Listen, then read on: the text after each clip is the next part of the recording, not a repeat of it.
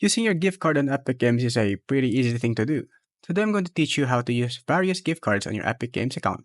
As you can see, I'm on the Epic Games platform. There are generally two types of gift cards might encounter: Epic Games gift card and general purpose Visa or other bank issued gift cards. First, I'll teach you how to add an Epic Games gift card. For that, simply hover over your name in the top right corner of the Epic Games launcher and click on Redeem Code.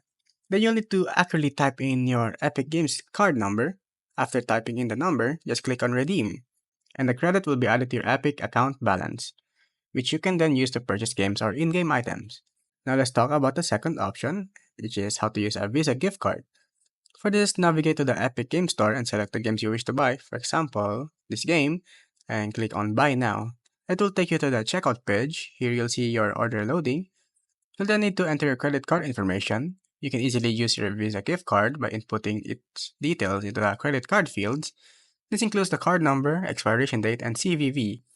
After that, just click on Place Order. This action will charge the amount from your Visa gift card, and that's how you can use different types of gift cards on Epic Games.